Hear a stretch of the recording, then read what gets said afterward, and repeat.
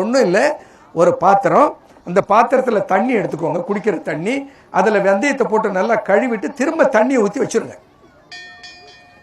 அந்த வெந்தயம் ஒரு 10 மணி நேரம் ஊறட்டும், போதும்.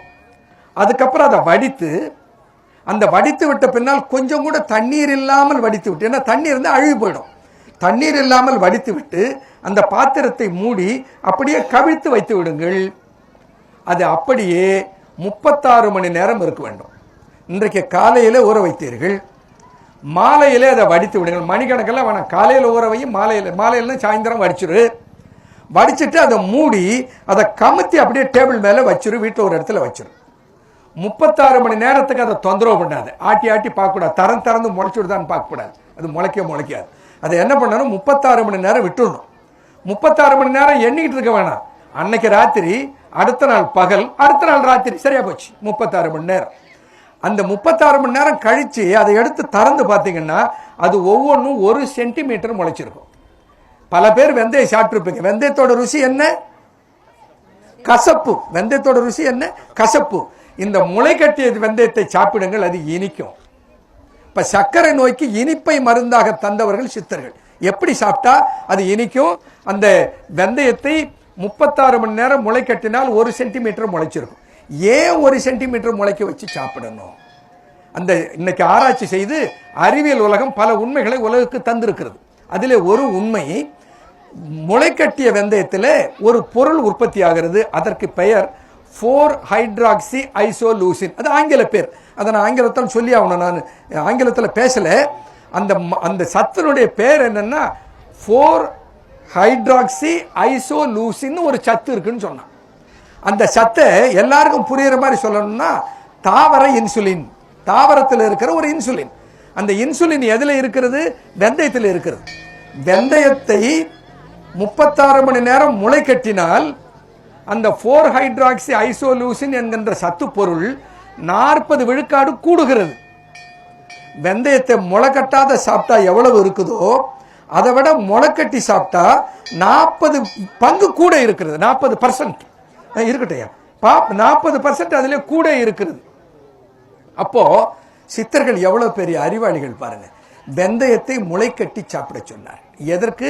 சர்க்கரை நோய் உள்ளவர். எப்படி சாப்பிடணும், எவ்வளவு சாப்பிடணும், எவ்வளவு நாளைக்கு சாப்பிடணும், இதெல்லாம் கேட்பீங்க இல்ல, அதை சொல்றேன். எப்படி சாப்பிடணும்?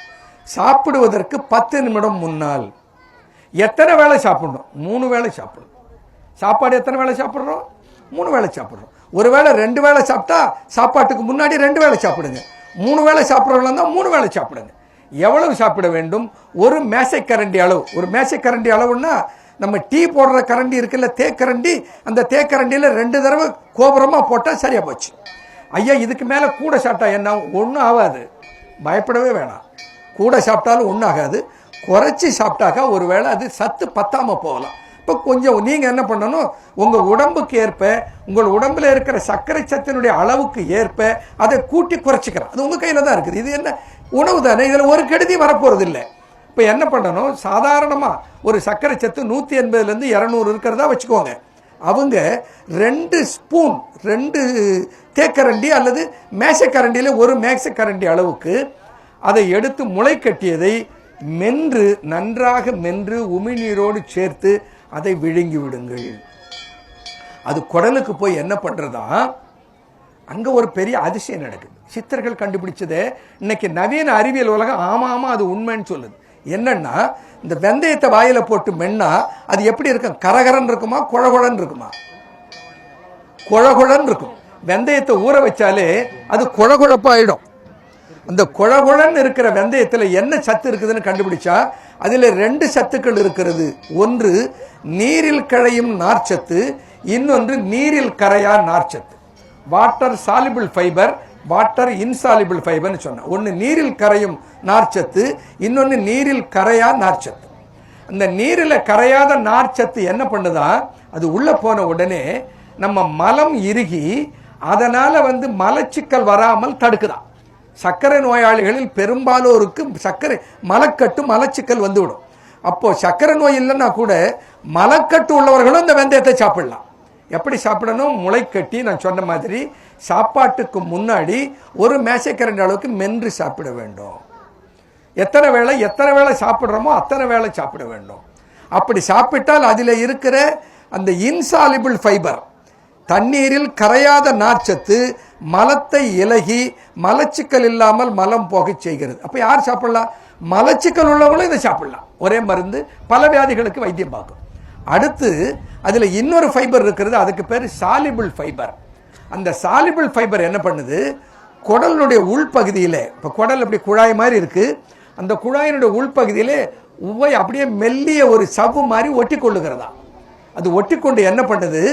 நாம் சாப்பிட்ற சாப்பாட்டில் இருக்கிற கொழுப்பு சத்தையும் சர்க்கரை சத்தையும் உள்ளே நுழைகிற வேகத்தை குறைக்கிறது.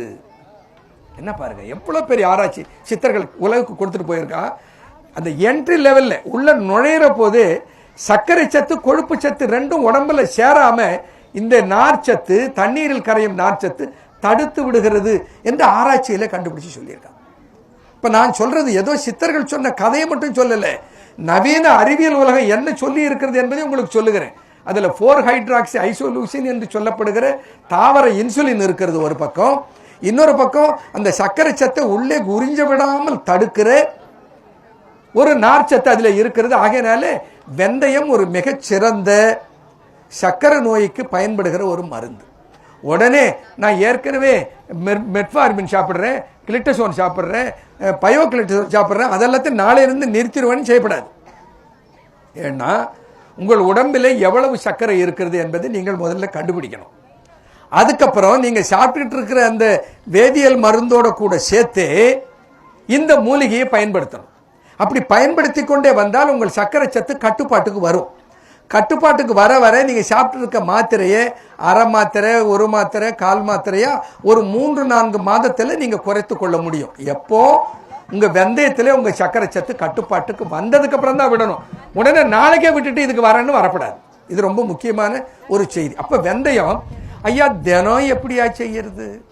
இப்போ எல்லா வீட்டிலும் ஏறத்தாழ ரெஃப்ரிஜிரேட்டர், ஃப்ரிட்ஜ் இருக்குது. பெரும்பாலும் ஃப்ரிட்ஜ் இருக்கிற வீடாக இருந்தால் ஒரு 1/4 கிலோ அளவுக்கு வெந்தயத்தை நான் சொன்ன மாதிரி முளைக்கட்டி ஒரு டப்பாவில் போட்டு அது மேலே ஒரு டிஷ்யூ பேப்பரை வச்சுட்டிங்கன்னா ஒரு வாரத்துக்கு அது காஞ்சி போகாது.